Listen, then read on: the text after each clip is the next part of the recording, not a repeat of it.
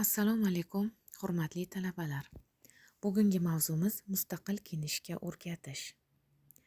Demak, rejalarimiz mustaqil kiyinish asoslari va muhim qoidalarni tushuntirish, amaliy mashg'ulotlar orqali mustaqil kiyinish va ko'nikmalarni rivojlantirish va uchinchi reja yolg'iz kiyinishda yuzaga keladigan muammolar va ularni hal qilish. Mustaqil kiyinish asoslari. Mustaqil kiyinishning ahamiyati. Mustaqil kiyinish shaxsiy mustaqillik va o'ziga bo'lgan ishonchni rivojlantiradi. Bu insonning o'z qarorlarini qabul qilishi va ijtimoiy muhitda muvaffaqiyat qozonishiga yordam beradi. Masalan, o'z uslubingizni tanlash va uni rivojlantirish orqali bu ko'nikmalarni mustahkamlash mumkin. Kiyinishda e'tibor berilishi kerak bo'lgan jihatlar. Kiyinishning mosligi, tozaligi, mavsumga mosligi va madaniyatga hurmat bilan bog'liq. O'z uslubingizni yaratishda madaniyat va ijtimoiy odoblarni hisobga olish muhim. Shaxsiy ifoda va qulaylikni birlashtirishga harakat qiling. Kiyinish jarayonining asosiy bosqichlari. Kiyinish jarayonida shaxsning shaxsiyatini baholash, mos kiyim tanlash va gigiyenaga e'tibor qaratish muhim. Har doim mavsumga mos, qulay va toza kiyimlarni tanlash o'z shaxsiy uslubingizni rivojlantirishda yordam beradi. Xulosa: mustaqil kiyinish shaxsiy rivojlanish va ijtimoiy muvaffaqiyat kalitidir. Bu nafaqat tashqi ko'rinishni yaxshilaydi, balki o'ziga bo'lgan ishonchni oshiradi va hayotda o'z o'rningizni topishga yordam beradi. Kiyinish qoidalari.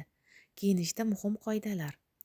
Odob, axloq, moslik va shaxsiy uslubni hisobga olish kiyinishda muhim. To'g'ri tanlov uchun holat, mavqe va tozalikka e'tibor berish kerak. Kiyinishda rang va uslubni tanlash. Ranglar va uslub shaxsiyat va kayfiyatni aks ettiradi. Zamonaviy trendlar bilan birga individual uslubingizni rivojlantirish muhimdir. Kiyinishda to'g'ri tanlov qilish. Kiyim tanlashda vaziyatga moslik, shaxsiy uslub va gigiyenaga e'tibor qaratish lozim. Bu nafaqat tashqi ko'rinish, balki o'zini o'zi hurmat qilishni ham ko'rsatadi. Kiyinish qoidalarining amaliy ahamiyati.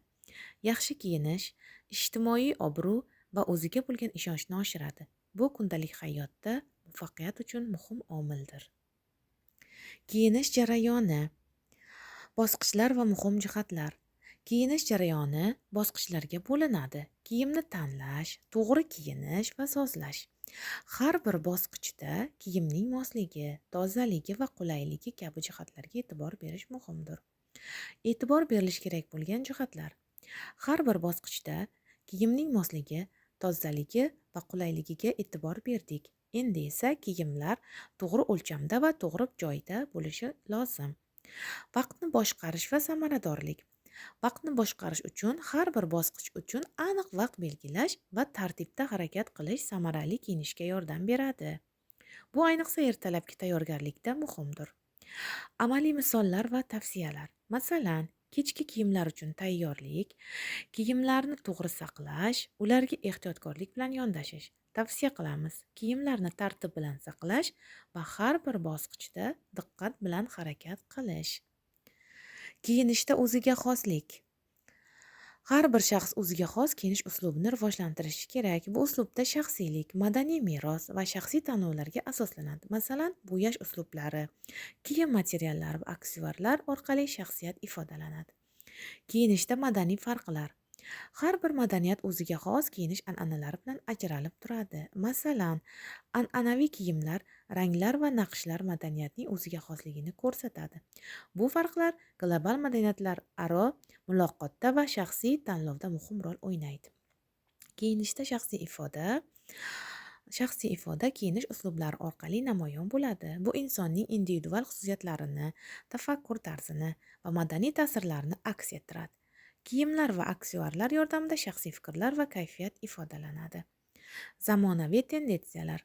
Kiyinishda zamonaviy tendensiyalar shaxsiy uslubni rivojlantirishda muhim rol o'ynaydi.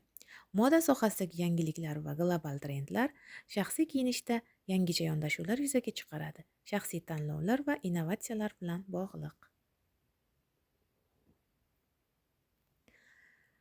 E'tiboringiz uchun rahmat.